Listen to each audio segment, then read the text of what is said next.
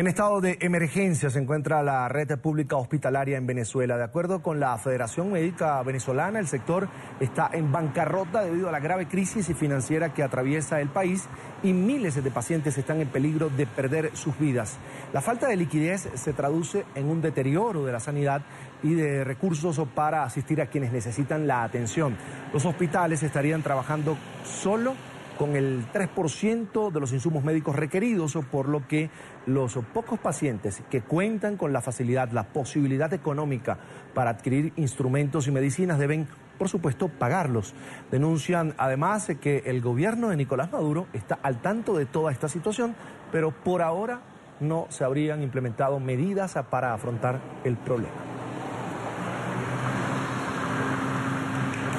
La tarde de fin de semana está con los protagonistas de la noticia en Caracas, la capital venezolana. Nos acompaña el doctor Douglas León Natera, es el presidente de la Federación Médica Venezolana. Doctor León, gracias por atendernos, bienvenido, una buena tarde. Sí, buenas tardes, muchas gracias por la llamada, Carlos Eduardo, a la orden para conversar sobre la salud y algún otro tópico relacionado con ella aquí en Venezuela, en estos momentos tan críticos que estamos viviendo por la situación que ha generado el gobierno.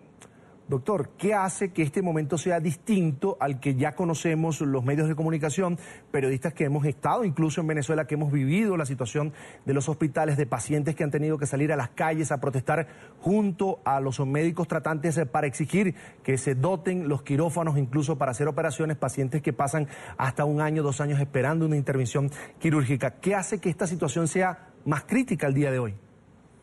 Sí, efectivamente, tenemos desde la Federación Médica Venezolana haciéndole el reclamo a este gobierno desde hace más de 15 años, cuando le venimos diciendo que la crisis de salud se viene agravando, al punto que este año, ya con una nueva Asamblea Nacional y con la gente con más conciencia, más preocupación y más muertos, ha estado protestando y exigiéndole al gobierno, porque realmente es como ha dicho la Federación Médica, nos han creado un holocausto que se denomina el holocausto a la salud del pueblo venezolano, y que esa crisis también se traduce en una crisis humanitaria, y hemos ido solicitando ayuda a diferentes organismos internacionales, a lo que nos corresponde a nosotros como Federación Médica. Hemos tenido el apoyo de la Confederación Médica Latinoamericana del Caribe, el FIEN, la Asociación Médica Mundial, también del Papa Francisco, a quien le entregamos la comunicación personal el 9 de junio allá en el Vaticano, y realmente es un holocausto porque la gente no solamente se muere por falta de medicamentos en los hospitales, también en su casa y por hambre, porque no hay comida, y el 10% de los venezolanos aproximadamente están comiendo basura. Realmente cambia por el hecho de que se ha venido disminuyendo la cantidad de insumos y medicamentos al punto de que consideramos que apenas tenemos el 3% en el 98% de los hospitales, y algún otro hospital vitrina del gobierno a nivel de la capital o alguna capital de estado puede tener un 5 o un 10% de insumos, pero lo cierto es que el 97% de los insumos tiene la gente que comprarlo en la calle, si es que lo consigue en las farmacias,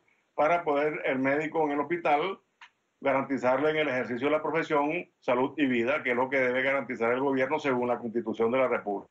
Este dato, doctor, 3% de los insumos, solo con el 3% de los insumos requeridos estarían trabajando los hospitales venezolanos. Yo me pregunto qué pasa, por ejemplo, en la maternidad Concepción Palacios, allí en Caracas. ¿Qué pasa, por ejemplo, con los hospitales oncológicos que están también en la capital y el hospital de niños? ¿Cómo están trabajando?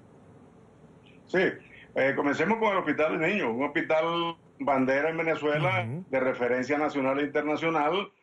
Más o menos 5.600 niños están en cola esperando, están en lista de espera en la fila para, bien sea de trasplante renal o de una hernia o de un reflujo renal o un paciente oncológico. En la maternidad Concepción Palacio, es una histórica maternidad de Venezuela donde venían muchísimas damas de las Antillas y del sur de nuestra América a parir, y eran muy bien atendidas. Se hacían alrededor de unos 120 partos. En la actualidad, si acaso, hacemos el 10 o el 15% de estos partos con la presencia de los médicos, pero sin insumos y sin medicamentos. Y en la parte oncológica, bueno, desafortunadamente el hospital Luis Racetti de acá de Caracas o el oncológico Padre Machado adolece de muchísimas fallas que se traducen en casi una muerte segura a los pacientes que están en nuestros hospitales. Realmente es una situación muy crítica, muy tétrica, y este holocausto a la salud no lo reconoce el gobierno, siendo ellos los administradores de los 301 hospital que existen en Venezuela y todos los ambulatorios del sector público nacional administrado por el gobierno. Doctor, ¿qué pasa cuando un médico se ve en la necesidad de explicarle a una familia, a un familiar, oye, mira, no te puedo atender, tenemos todo el personal, pero no tenemos instrumentos, no tenemos insumos, si tú los consigues yo te atiendo? Porque yo conozco, por ejemplo, que muchos de los mejores médicos venezolanos están todavía trabajando en el sector público, a pesar de que su vida económica está en lo privado, siguen atendiendo en hospitales como los Magallanes de Catia, por supuesto, el Algodonal y otros hospitales de referencia de Venezuela, porque hay ese compromiso todavía ético y moral del médico venezolano. Pero ¿qué pasa cuando se ve en esa situación? ¿El venezolano lo entiende, el ciudadano de a pie entiende que la situación no es culpa del profesional? Mira, el gobierno es el responsable de todo, es el que tiene todo el poder en la mano, administra todos los hospitales, todo el dinero que ha entrado por la renta petrolera nacional y no reconoce ningún tipo de responsabilidad. Y esa responsabilidad desafortunadamente se le endosan al médico, se le endosan al equipo de salud, cuando el médico trata de explicarle al paciente que llega el familiar el que lleva a un familiar en muy malas condiciones, ya sea muriéndose, agonizando o cadavérico, es que el familiar agrede al médico, lo amenaza con muerte, tiene que esconderse el médico. Es una situación bien compleja, da miedo ir a los hospitales, pero el 50% de los médicos se han quedado en los hospitales, el otro 50% se ha ido de los hospitales, pero ese 50% no solamente se ha ido a los hospitales, sino que más del 30% de ese 50%, es decir, más o menos el 66-70% se ha ido para el exterior. Hay una gran migración por temor en los hospitales, por agresión del propio director a través de los círculos violentos que ellos mantienen dentro y fuera de los hospitales, porque no hay insumos ni medicamentos con que garantizarle la salud y la vida en el ejercicio profesional de los pacientes. Y bueno, el que está allí dando la cara, el que está al frente de la emergencia es el médico y parte del equipo de salud, constituido por la enfermera y acompañado por el camillero. Realmente es una situación bien difícil, donde el médico es el que da la explicación, el director está en su casa o guardado bajo las paredes de la dirección, encerrado con aire acondicionado, no da la cara. Y bueno, incluso algunos directores han tenido algún medicamento guardado en la propia dirección o en algunos depósitos ocultos que nadie conoce, y allí ha generado esa agresión en contra del médico que está en la emergencia y el director muy tranquilo. Un ejemplo, el director de salud del estado Mérida, en la ciudad de Mérida, que es un estado andino venezolano, allí ese señor le dio un problema cardíaco severo, que tuvo riesgo de muerte y no tenía el medicamento. Precisamente él había atacado el día anterior al médico que lo salvó. Descubrieron en el transcurso de esa emergencia que había un medicamento guardado en la dirección del hospital, lograron abrir la puerta, sacaron el medicamento y le salvaron la vida al director de salud de esa región andina venezolana. Entonces, eso es un ejemplo de lo que sucede en los hospitales, que lo poco que hay lo tienen escondido y no lo tenemos en los lugares donde se necesitan para poder el médico salvar vida y responder por la profesión y dar buena atención al paciente en el ejercicio profesional. Ojalá, doctor, que tanto el paciente como tal, los familiares, por supuesto, el venezolano de a pie, el médico... Un ejemplo. Sí, lo escucho, doctor. Un ejemplo de hace 2 horas, en el hospital Luis Racetti de Barcelona, estado Anzoátegui, un residente de 3er año de oftalmología, cumpliendo con sus deberes.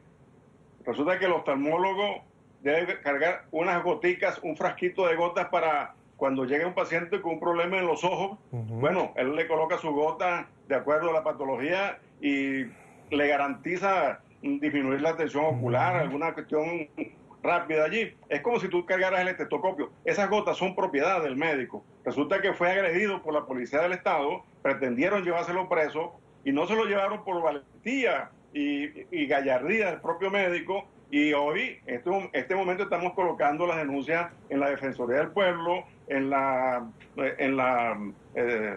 Fiscalía, en los tribunales de justicia, lo mismo que sucedió hace pocos días con el doctor Müller del Hospital Magallanes de Catia. Entonces, por ejercer la profesión, por tratar de garantizar el medicamento, por resolverle el problema al paciente, en lugar de tratar mejor a los profesionales de la medicina, lo que hacen es agredirlo y tratar de meterlo preso por una situación que no hemos generado los médicos. Eso lo ha generado este gobierno por impericia, porque no cumple con las cuestiones administrativas y realmente han quebrado al país y tienen virtualmente cerrados los hospitales por ausencia de medicamentos y material médico quirúrgico en porcentajes tan altos que casi llega al 100%.